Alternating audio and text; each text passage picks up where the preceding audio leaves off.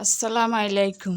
রোজার সময় তো ব্যস্ততা থাকে, ইফতারি নিয়ে বিভিন্ন রকমের ইফতারি আইটেম থাকে। তো আজকে আমি এই চিংড়ি গুঁড়াগুলোকে বেছে ভালো করে ধুয়ে নিলাম। তো আজকে আপনাদেরকে আমি চিংড়ি বড়া দেখাবো আজকে ইফতারির জন্য। এই যে মাছগুলো একদম ছোট ছোট, এগুলো দিয়ে তরকারি রান্না করেন, যে কোনো কিছু সবজি বেশি মজা হয়, শাক সবজি। তো আজকে আমি বড়া বানিয়ে দেখাবো। এখানে প্রায় 1 কেজি। তা আমি এখন 1 কেজির মধ্যে মশলা সব দিয়ে অর্ধেক বানাবো, আর অর্ধেক রেখে দিব, আর একদিন বানাবো। তো আজকে আপনাদেরকে দেখাই কিভাবে তৈরি করি, যেহেতু ইফতারির জন্য একটু স্পেশাল হবে। তা আমি প্রথমে পেঁয়াজ কুচিগুলো দিই, যেহেতু বড়াতে একটু পেঁয়াজ বেশি লাগে। এখানে 4-5টা কাঁচামরিচ কুচি, পেস্ট আছে কিন্তু পেস্টটা নামাতে বলে পেস্ট দিলে আরও ভালো, কারণ ডিপে রয়ে গেছে আমার ধনিয়া এবং কাঁচামরিচের পেস্টগুলো দিতে পারি নাই। এবার আছে এখানে বড় 1 টেবিল চামচ আদা বাটা। এখানে রসুন এবং আদা মিক্স করা আছে। আগে প্রথম উপকরণগুলো দিয়ে ফেলি।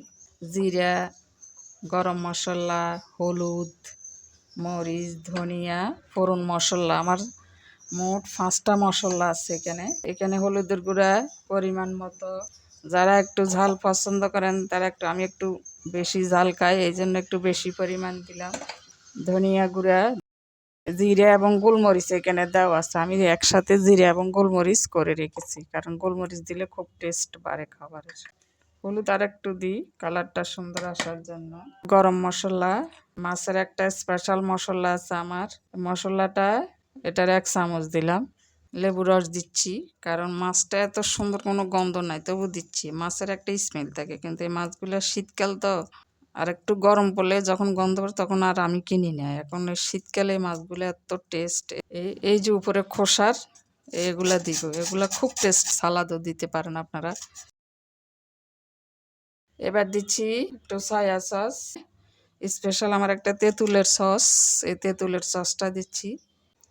ধনিয়া কুচি, হচ্ছে ফোড়নের মশলা। যেহেতু আমার 1 কেজি মাছ, আমি 1 চামচ লবণ দিলাম। ডিমটা খাবারের টেস্ট বাড়বে, ডিমটা দিচ্ছি। এবার দেবে ময়দা, ময়দাটা দিচ্ছি শুধু বার্নিংয়ের জন্য। মাছের পানি ভালো করে জড়াই নিলে বেশি ময়দা লাগে না। তো আমি তো জড়াই নিছি, তারপরেও একটু দিই যাতে বার্নিংটা সুন্দর হয়। আর একটু মরিচ দিব, আর আধা চামচ দিলাম। তো হিসাব করলে 1 কেজিতে 1 কাপের মতো ময়দা লাগলো। কর্নফ্লাওয়ারটা ক্রিস্পি করবে 1 চামচ, আর আধা চামচ বেকিং সোডা। এবার আমি সম্পূর্ণ মেখে তারপর চুলাই দেখাবো আপনাদেরকে। তেলটা গরম হয়ে আসছে,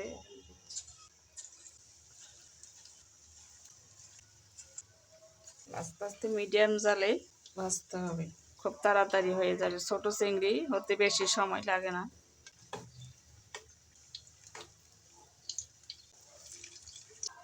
একটু ঘন ঘন নাড়াচাড়া করে দিতে হবে, এপিঠ ওপিঠ, যাতে পুড়ে না যায়।